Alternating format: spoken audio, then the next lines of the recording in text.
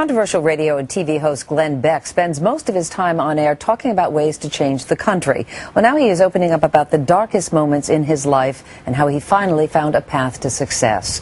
It is all in his new book with psychiatrist Dr. Keith Ablow called The Seven Wonders That Will Change Your Life. Glenn Beck and Dr. Keith Ablow. How are you? Nice to see you both. First time on the Today Show, so yes, welcome. Yes, it is. Thank you. You know, this is a self-help book. It is not a book about politics, but you say that it could help change this country. So what was the goal in writing the book? I think that, actually, it started with Keith and I just having a conversation as two friends, and he said, how did you get from down in a fetal position on the floor to where you are now? And we had this conversation, and, you know, it started with me trying to find the answer on how we fix our country. And we fix our country by fixing ourselves.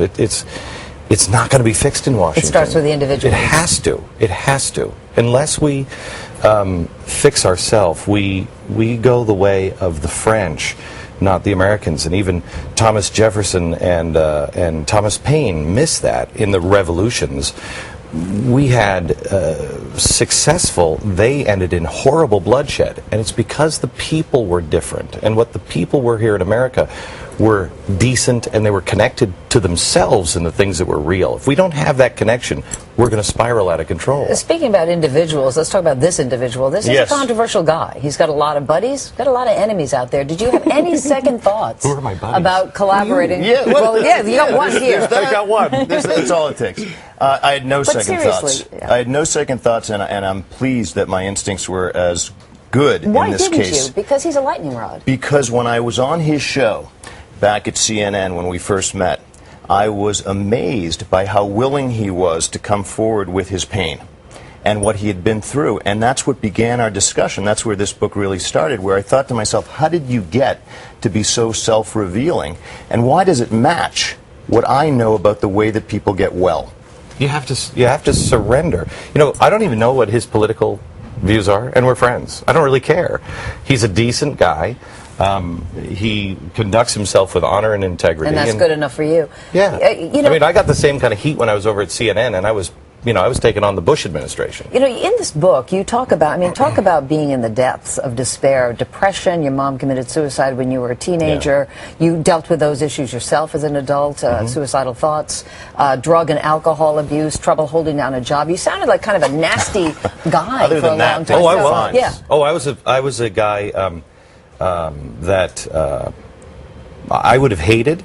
I don't know why anybody stuck around, and most of them didn't in the end. I was a very bad man. But you say these 7 steps, they turned your life around. What makes you so confident that it would work for anybody? Because they're universal principles. They're courage, the courage to be able to look at the situation, look at the things around you and say, okay, I don't want to believe these things about me or the country or whatever. I don't want to believe them. But I better look at them.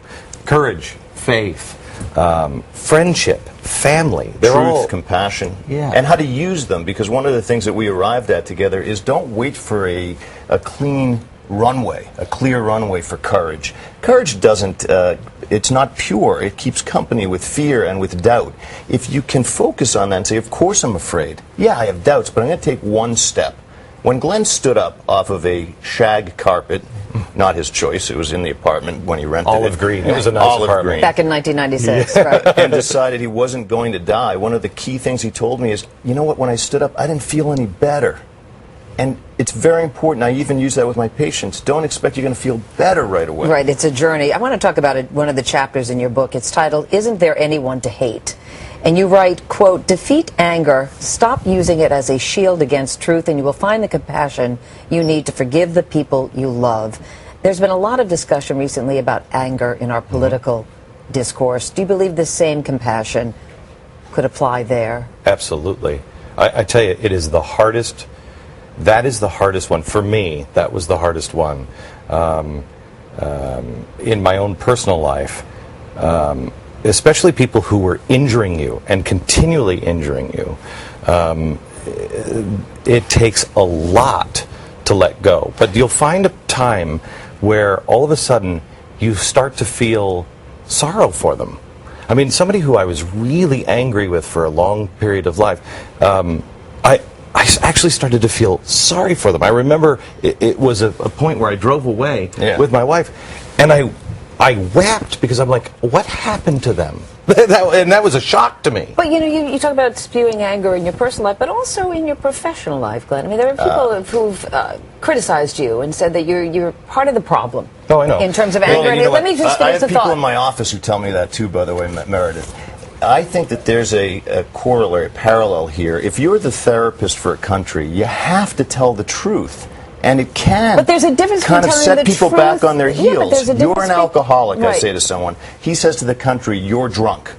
But you say more than that. You've said things like, and this is, I guess, where the critics come into play and say that you've added to this dialogue of hatred. That Meredith, I can tell you right now. Let me just finish the thought, okay? Yeah, go ahead. Some things that you said in the past, just to get them out there. And you know this, that the president... Really, wait. Do you really think that people don't know the things that I say? I think some people do, some people don't. A lot of people do. I'm ticking off a couple of them. That the president was a racist. You said at one point, you joking around, that you wanted to poison Nancy Pelosi. You wanted to beat Congressman Charlie Rangel to death with a shovel. In the spirit of this book, like 8 years ago. That doesn't matter. No, it's in the past. I understand that. But in the spirit of this book, do you regret that stuff now? Having gone through this process, you say, anything you know that what? I said. That was dumb. Let me give you this. Anything that I said in jokes, no. Ask Jon Stewart. Ask The Simpsons. Okay. You don't think that contributes at all to a climate of anger or hate? No. Ask Jon Stewart that question. Ask But The I'm Simpsons. asking you that question. But I'm saying, if you ask that question to those guys, I think you'll get the same answer. No, comedy is comedy. When there is, and this is why the lines become very blurred, and it's very difficult to do what I do. Anything that I've said, like with the president, I have already apologized for, and I've explained several times. That's not where we... Have you shifted your lines at all? No. You know, one thing that the media doesn't seem to pick up on is, when I started the 9/12 Project, what was it? It was about honoring. I mean, the line's been the same: honoring your principles and values. It wasn't the Tea Party. 9/12 Project, which I started, was, okay, find out what you believe, educate yourself, go into your principles and values, and make sure those principles and values are there to guide you. 828. Everyone said it was going to be a hate fest, that I was just going to be a monster. And what was it? It was about honor. There wasn't a word of politics. But let me just, again, because this book is about finding your truth and owning it, do you look back over what you've done and say, yeah, there are places where I've crossed the line and I have to readjust my discourse? Absolutely. You're not human if you don't look back and say, that was a mistake, that was a mistake. Like what? What are the mistakes you've made that you think that you'd say, geez, I wish I hadn't done that? Let me answer it this way. We have such a interesting view of history. Political discourse is sometimes really in your face. Telling somebody that you've got a real problem, sometimes you really get into their face. You have to. Just like Thomas Jefferson and John Adams went back and forth. John Adams was called a hermaphrodite by Thomas Jefferson. Adams responded and said, Jefferson, your children will be raped and your towns will be burned if he becomes a president.